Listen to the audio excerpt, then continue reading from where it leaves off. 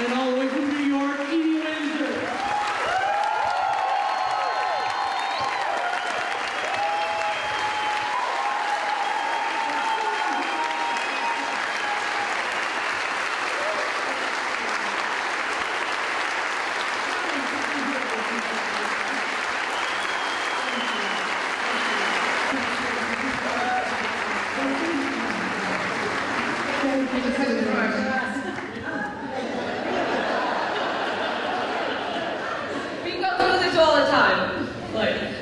The story actually came to us through a friend of ours, who runs an organization called Civil Marriage Trail. Oh, sorry, Civil Marriage Trail. And basically, he was at the time he was helping people to go across the border to get legally married in Canada, because at the time all the states in the U.S. Nothing was really secure. Everything was in the courts, so blah blah. Except for California at the time, but that was also because of traveling and everything. It was too far. Yeah, they decided to go to Toronto. So he said, Brandon came to us and he said, I met these two lovely ladies, you have to meet them. And we did, and as you can see from the film in this one, you don't walk away from them.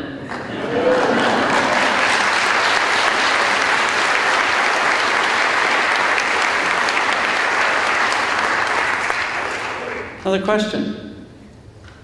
And in case you didn't know, these directors made the Brandon Tina story about 10 years ago.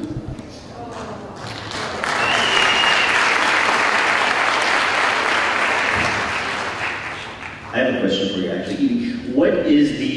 What's the one moment that you remember during filming of this documentary that comes to mind for you most?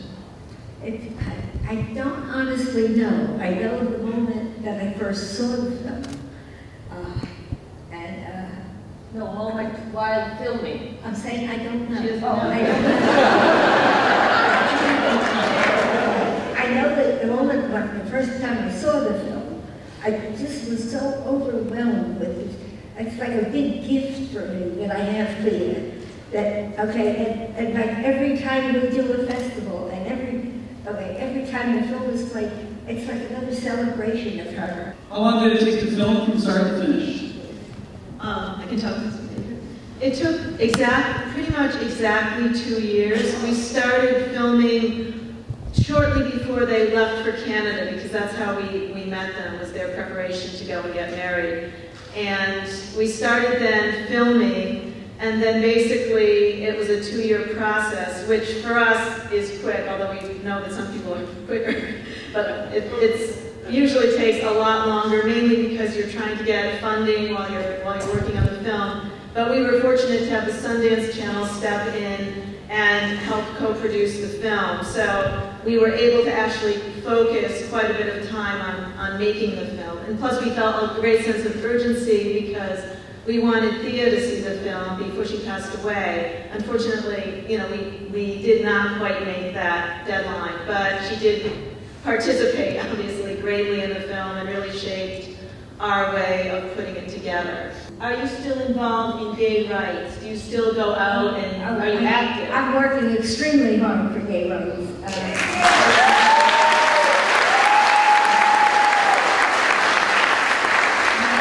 sense is it's going to be too late for me to avoid all of the lousy stuff that comes now.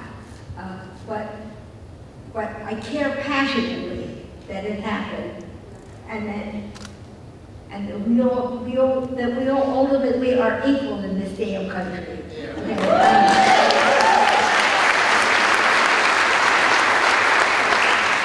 So I work with marriage ambassadors. I work with marriage equality. I'm going to Washington for the march and.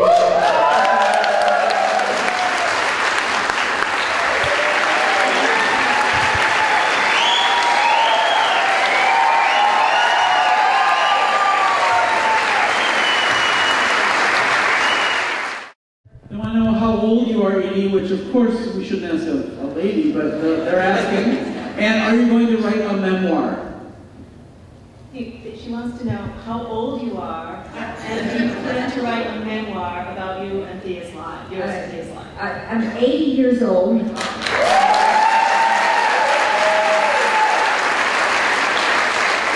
I'm not sure, I did plan to. I wrote an initial story about the history of our dancing, because we never stopped, and the adaptations were made over, as the disability came. So, and you guys saw that, the last version of that. I planned to use the pictures of us to write the story, and then it made this film. And I don't know anymore. I don't know if I have the same motivation. I have the film. What was your favorite dance, you and Thea? What was your favorite dance? The hustle.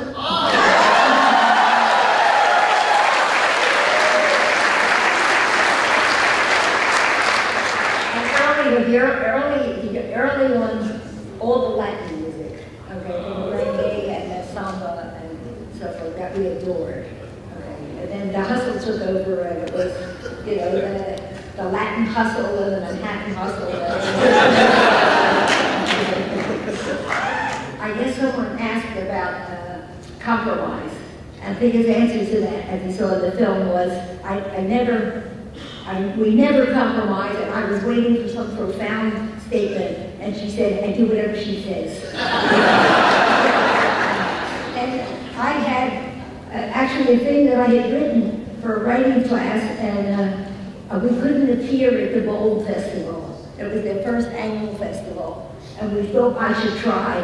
So what we did was we recorded me reciting this thing that I had written for the class, and that had to do with, I guess you have to have a lot of things in common.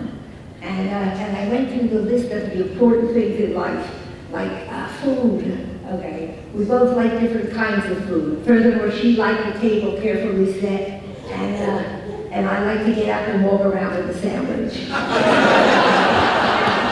She liked second movements, and I fell asleep in second movements. And like popular music pre-1930, pre-1940, I guess. So I went down the whole list that everything we did was different, and my conclusion was that what's important is that to keep sex alive,